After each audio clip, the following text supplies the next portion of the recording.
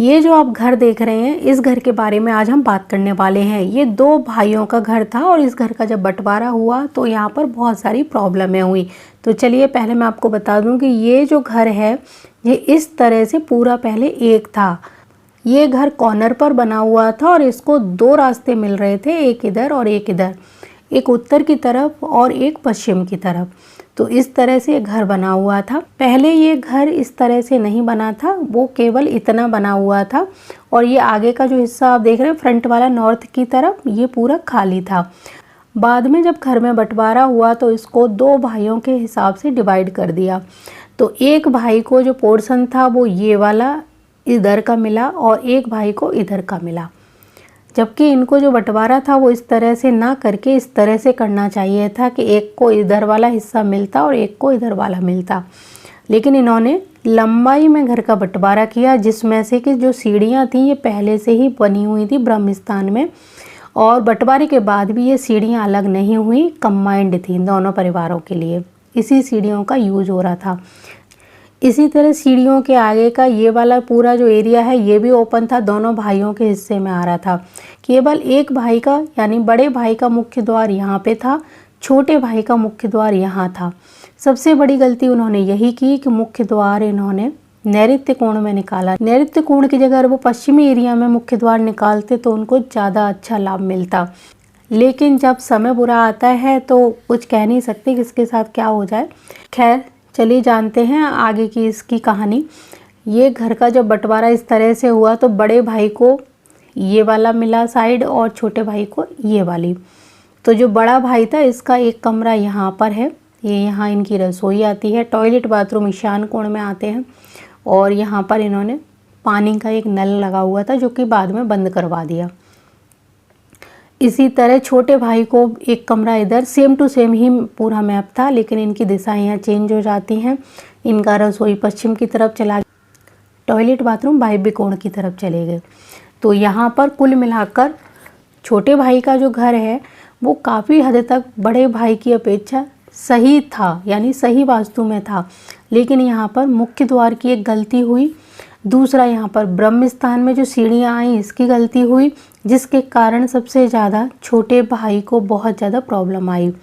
बड़े भाई को जो प्रॉब्लम आई वो छोटे भाई से भी ज़्यादा बड़ी थी, क्योंकि इनका ईशान कोण के इस एरिया में टॉयलेट बाथरूम होना अपने आप में एक बहुत बड़ी गलती था और छत के ऊपर भी सेम निर्माण किया गया था।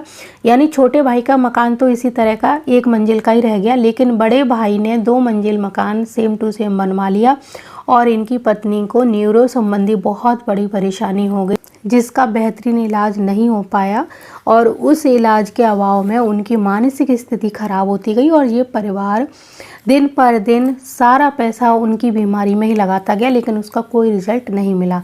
और एक दिन ऐसा आया कि उस बीमारी के चलते उन्हें अपने घर का एक सदस्य खोना पड़ा, यानी कि बड़े भाई की जो पत्नी थी वो उस बीमारी में चल बसी। इसी तरह की परेशानी छोटे भाई के साथ हुई। उनका हंसता खेलता परिवार था, बहुत अच्छे से रहते थे, कोई ये बिजनेस किया करते थे और इनका लेन देन का काम था। एक दिन छोटा भाई अपने व्यापार के लिए बाहर गया हुआ था और फिर वो कभी लौट के नहीं आया। इस बात को कम से कम 10 साल बीत गया, ना उनका कोई सुराग मिला। उनको ढूंढने के लिए हर तरह की कोशिश कर ली, लेकिन आज तक उनका सुराग ही नहीं मिला कि वो गए तो कहाँ गए। और इस बात को करीब अब 20 साल हो चुके हैं और उनका आज तक कोई पता नहीं चला।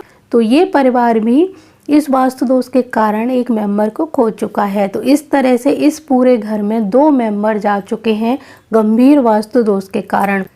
इनके घर में और भी कई सारे वास्तु दोष थे जो बहुत ही ज़्यादा गंभीर थे और ये परेशानियां जो शुरू हुई वो तभी हुई जब ये घर का बंटवारा हुआ।